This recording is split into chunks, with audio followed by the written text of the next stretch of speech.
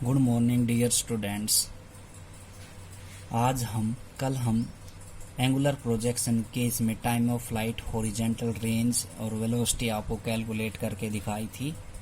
आज हम पढ़ेंगे two angle of projection with the same horizontal range. मतलब किसी भी ऑब्जेक्ट को अगर मैं अलग अलग एंगल के ऊपर प्रोजेक्ट करता हूं तो उसकी हॉरिजेंटल रेंज सेम होती है कि नहीं। तो सबसे पहले let us consider a projectile is projected with angle theta. हमने कोई भी एक एंगल थीटा सपोज किया है डायग्राम में, उस प्रोजेक्टाइल को हम थीटा एंगल पे प्रोजेक्ट कर रहे हैं, थ्रो कर रहे हैं, फेंक रहे हैं। तो उसकी हॉरिजेंटल रेंज क्या होगी? तो हॉरिजेंटल रेंज का फार्मूला हमने करवा दिया एंगुलर प्रोजेक्शन के केस के अंदर। जब किसी भी प्रोजेक्टाइल को हम हॉरिजेंटली थ्रो करते हैं तो उसकी horizontal range are you square sine 2 theta upon में जी के बराबर होती है। तो equation first, now projectile is projected at angle 90 minus theta, so horizontal range is given by. अब की बार हम थीटा की जगह उसको 90 माइनस थीटा के ऊपर प्रोजेक्ट कर रहे हैं। जैसा कि आप डायग्राम में देख सकते हो, ये थीटा मान लिया हमने, ये पूरा 90 है, तो ये कितना बच गया? 90 माइनस थीटा बच गया। इनको हमने क्या किया? प्रोजेक्ट किया है। तो इनकी हॉरिजेंटल रेंज अलग अलग ले ली हमने, एक थीटा एंगल पे, एक 90 माइनस थीटा एंगल के ऊपर। तो R2 हॉरिजेंटल रेंज किसके बराबर होगी? U square upon g sine 2 theta. Theta की बार कितना है? 90 माइनस थीटा है, तो कितना हो जाएगा? 180 माइनस 2 थीटा। तो साइन 180 माइनस थीटा क्या होता है? साइन थीटा होता है। तो आंसर क्या आएगा? U square sine 2 theta upon g. तो इक्वेशन फर्स्ट और सेकंड से हमने ये प्रूव कर दिया कि दोनों की हॉरिजेंटल रेंज सेम है। तो इसका मतलब ये हुआ किसी भी प्रोजेक्टाइल को अगर हम अलग अलग एंगल के ऊपर प्रोजेक्ट करते हैं तो उनकी हॉरिजेंटल रेंज क्या रहती है? सेम। अगला टॉपिक है projectile fix eight angle with A positive verticals. हम ये सपोज कर लेते हैं कोई भी प्रोजेक्टाइल को प्रोजेक्ट किया हमने थीटा एंगल पे विद वर्टिकली। तो जब फिक्स एंगल के ऊपर हम किसी भी ऑब्जेक्ट को या प्रोजेक्टाइल किसी भी ऑब्जेक्ट का नाम होता है, अगर उसको हम प्रोजेक्ट करते हैं तो वर्टिकल एक फिक्स डायरेक्शन के अंदर, तो जो वर्टिकल फिक्स डायरेक्शन के अंदर उसको हमने प्रोजेक्ट किया तो सभी जो एंगल्स हैं वो रिप्लेस हो जाएंगे थीटा की जगह 90 माइनस थीटा के अंदर। तो एंगुलर प्रोजेक्शन का केस और हॉरिजेंटल प्रोजेक्शन के केस के अंदर जब हमने time of flight, maximum height, ये चीज़ कैलकुलेट की है, उसमें थीटा की जगह क्या आएगा? 90 माइनस में थीटा आएगा। तो projectile fix eight angle with positive vertical, अगर पॉजिटिव वर्टिकल के अंदर वो फिक्स एंगल हो गया थीटा और ये बच गया 90 माइनस थीटा, तो हॉरिजेंटल डायरेक्शन के अंदर जो वैल्यू रहेगी 90 माइनस थीटा रहेगी। तो सभी चीज़ों को हम रिप्लेस कर देंगे थीटा को 90 माइनस थीटा से। तो टाइम ऑफ फ्लाइट हमने कैलकुलेट किया था 2u sine theta upon g, तो यहाँ पे आ जाएगा 90 माइनस थीटा। और 90 माइनस थीटा साइन क्या होता है? साइन 90 माइनस थीटा होता है कोस थीटा। तो ये टाइम ऑफ फ्लाइट आएगा यहाँ पे। ऐसे ही मैक्सिमम हाइट जो है वो कितनी आ जाएगी? You square sine square theta, इसकी जगह हम 90 माइनस थीटा रख देंगे तो कोस आ जाएगा। ऐसे ही साइन 2 थीटा की जगह 90 माइनस थीटा रखें तो हॉरिजेंटल रेंज आ जाएगी। तो हाइट आ गई, हॉरिजेंटल रेंज आ गई। थीटा को हम रिप्लेस करते हैं 90 माइनस थीटा के अंदर। क्यों? क्योंकि हमने एक फिक्स एंगल के ऊपर वर्टिकली प्रोजेक्ट किया है। फिक्स एंगल के ऊपर अगर हम नहीं करते, किसी भी एंगल पे हम प्रोजेक्ट करवाते हैं प्रोजेक्टाइल के, तो उनकी time of flight, horizontal range, maximum height का फॉर्मूला ये है u square sine 2 theta upon g, और हाइट का u square sine square theta upon 2g। लेकिन फिक्स एंगल पे करते हैं तो सभी को हम किस पे रिप्लेस कर देंगे? वर्टिकली 90 माइनस थीटा के अंदर रिप्लेस कर देंगे सभी एंगल्स को, और उसमें मैक्सिमम हाइट, हॉरिजेंटल रेंज, ये सारी चीज़ हम कैलकुलेट कर सकते हैं। अगले छोटे छोटे टॉपिक्स हैं एंगुलर डिस्प्लेसमेंट। देखो, जो हमारी फर्स्ट यूनिट है और सेकंड यूनिट, उसमें हम रेक्टिलिनियर मोशन पढ़ते हैं, जिसके अंदर हम स्ट्रेट पाथ मोशन पढ़ते हैं।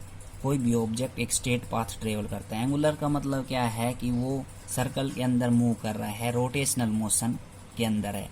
तो सबसे पहले हमने एक ऑब्जेक्ट मान लिया जिसकी रेडियस r है और सेंटर O है। तो r रेडियस के साथ वो रोटेट कर रहा है सर्कल के अंदर।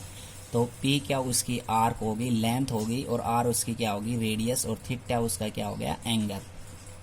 तो in circular motion in given interval of time the angular displacement is defined as. तो एंगुलर डिस्प्लेसमेंट सर्कुलर मोशन के अंदर किस प्रकार से डिफाइंड होगा, is defined as the angle subtended out by the radius. Radius के द्वारा जो एंगल सबटेंड हो रहा है theta, radius angle subtended out by the radius vector at the centre of the circular path. किसकी वजह से, सेंटर ऑफ सर्कुलर पाथ की वजह से। तो ये जो सेंटर है और सेंटर ऑफ सर्कुलर पाथ बन रहा है, ये सेंटर से सर्कुलर पाथ बन रहा है इन ए गिवन टाइम, गिवन समय के अंदर। तो ये पी से क्या पहुंचने में जितना भी टाइम लिया उसने, उस टाइम के अंदर जो रेडियस के द्वारा सर्कुलर पाथ के द्वारा जो एंगल बन रहा है थीटा एंगल, उसको हम क्या कहते हैं, एंगुलर डिस्प्लेसमेंट। लीनियर मोशन के अंदर डिस्प्लेसमेंट हम सिंपली डिफाइन करते हैं, shortest path travelled by the object is called displacement. ठीक है, तो यहाँ पे कैसे है इंटरवल, यहाँ पे है angular displacement, the angle subtended out by the radius, radius के द्वारा जो एंगल सबटेंड है eight the centre of the circular path, centre of circular path से, ठीक है, गिवन टाइम के अंदर वो क्या कहलाता है, एंगुलर डिस्प्लेसमेंट। तो यहाँ से हम एंगल निकाल सकते हैं थीटा, थीटा का फार्मूला होता है आर्क अपॉन रेडियस, आर्क यहाँ पे क्या है, पी क्या हुआ आर्क है, यहाँ पे आर्क क्या है, थीटा निकालेंगे तो पी क्या हो अपॉन में आर रेडियस। तो थीटा की वैल्यू हम कैलकुलेट कर सकते हैं। एंगुलर वेलोसिटी, सिंपल हम वेलोसिटी डिफाइन करते हैं लीनियर मोशन के अंदर, the rate of change of displacement is called velocity. यहाँ पे सर्कुलर मोशन के अंदर डिफाइंड है, इतना ही ध्यान रखना है, ये सारी चीज सर्कल के अंदर डिफाइंड है। तो एंगुलर वेलोसिटी क्या होगी, angular velocity of an object in a circular motion is defined as rate of change of displacement. तो यहाँ पे क्या आ गया, सर्कुलर मोशन आ गया। इस सर्कुलर मोशन के अंदर डेफिनेशन वही रहेगी, rate of change of displacement. तो rate of change of displacement, जो डिस्प्लेसमेंट अपॉन में टाइम क्या कहलाता है, वेलोसिटी। यहाँ पे क्या हो जाएगा, angular velocity of object in circular motion. Circular motion के अंदर डिफाइंड है ये सारी चीजें, इसलिए एंगुलर लग रहा है यहाँ। एंगुलर का मतलब होता है रोटेशनल मोशन के अंदर ये सभी चीज डिफाइंड करना। इसको ओमेगा से डिनोट करते हैं। तो ओमेगा क्या होगा, del theta upon delta t. यहाँ पे अगर हम लिमिट लगा देते हैं, limit delta t stands to 0, तो इसका डेरिवेटिव हो जाता है और चेंज हो जाता है ये D theta upon D T के अंदर। एस साइन इट क्या होगी, थीटा की रेडियन और रेडियस की रेडियन पर सेकंड, ये यहाँ पे क्या है, डी टी है, D theta upon D T. तो टाइम की क्या होगी सेकंड, और थीटा की क्या होगी रेडियन, एंगल की, तो रेडियन पर second. Angular velocity vector quantity होती है, डायरेक्शन उसकी कौन सी होती है, राइट हैंड रूल से हम उसकी डायरेक्शन दे सकते हैं। तो राइट हैंड रूल से हम डायरेक्शन देंगे, अगर हमारा राइट हैंड हम ये लें इस प्रकार से, तो थंब जो है ओमेगा, जो एंगुलर वेलोसिटी की जो डायरेक्शन रहेगी वो अपवार्ड डायरेक्शन रहेगी प्लेन ऑफ पेपर के अंदर, और इनवार्ड भी डायरेक्शन रहेगी जब वो एंटी क्लॉकवाइज होगा। जब क्लॉकवाइज डायरेक्शन के अंदर प्लेन ऑफ पेपर के आउटवार्ड डायरेक्शन रहेगी, और ओमेगा कैसे रहेगा, डाउनवार्ड डायरेक्शन के अंदर रहेगा। तो ये राइट हैंड रूल से हम ये क्या दे सकते हैं, ओमेगा की डायरेक्शन दे सकते हैं। तो राइट हैंड रूल अगर हम ऐसे स्ट्रेच करें अपना राइट हैंड रूल, तो जो थंब है वो ओमेगा की डायरेक्शन शो कर रहा है, और जो हमारी फर्स्ट फिंगर है वो जो क्लॉकवाइज और एंटी क्लॉकवाइज की डायरेक्शन शो करती है। तो ऊपर की तरफ रहेगा इस प्रकार से थंब। तो ये कैसे रहेगा, जो डायरेक्शन रहेगी वो कैसी रहेगी, एंटी क्लॉकवाइज डायरेक्शन रहेगी फिंगर के हिसाब से, और नीचे की तरफ रहेगा तो वो कैसे रहेगी, क्लॉकवाइज डायरेक्शन रहेगी प्लेन ऑफ पेपर के, और आउटवार्ड रहेगी। तो इस प्रकार हम इसके डायरेक्शन दे सकते हैं।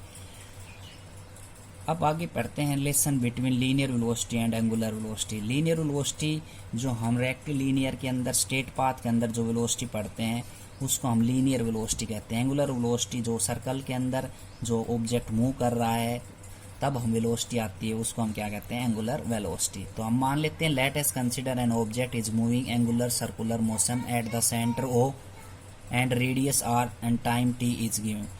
हम मान लेते हैं एक ऑब्जेक्ट है वो एंगुलर सर्कुलर मोशन के अंदर मूव कर रहा है जिसकी रेडियस आर है और टाइम कितना है टी। किसी इंस्टेंट ऑफ टाइम टी के अंदर टी प्लस डेल्टा टी, मतलब टाइम चेंज हो गया तो उसकी रेडियस भी क्या हो जाएगी, चेंज हो जाएगी।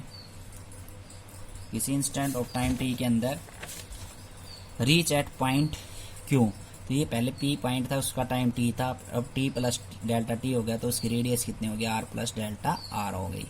ठीक है, ऑब्जेक्ट यहाँ पहुंच का पी पॉइंट से क्यू पॉइंट के अंदर। तो लीनियर वेलोसिटी हम पढ़ते हैं, तो लीनियर वेलोसिटी का फार्मूला क्या होता है, चेंज इन डिस्प्लेसमेंट अपॉन में टाइम टेकन। तो यहाँ पे कितनी चेंजमेंट हुई, अगर लेंथ एल है तो थोड़ी चेंज होगी कितनी, डेल्टा एल, और टाइम कितना है डेल्टा टी, स्मॉल अमाउंट में चेंज हुआ। पहले टी था, अब टी प्लस डेल्टा टी हो गया, तो माइनस करेंगे तो डेल्टा टी बच जाएगा, टी से टी कैंसिल हो जाएगा। तो वेलोसिटी होगी डेल्टा एल अपॉन में डेल्टा टी, मतलब पी से क्यू, पी से जो क्यू है यहाँ पे लेंथ होगी delta l upon delta t, तो ये होगी वेलोसिटी डिस्प्लेसमेंट अपॉन में टाइम। तो यहाँ से डेल्टा एल की वैल्यू कैलकुलेट कर लेंगे तो v delta t equation first आ जाएगी। एंगुलर वेलोसिटी अभी अभी पढ़ा है हमें, ओमेगा बराबर क्या होता है, डेल थीटा अपॉन में डेल्टा टी।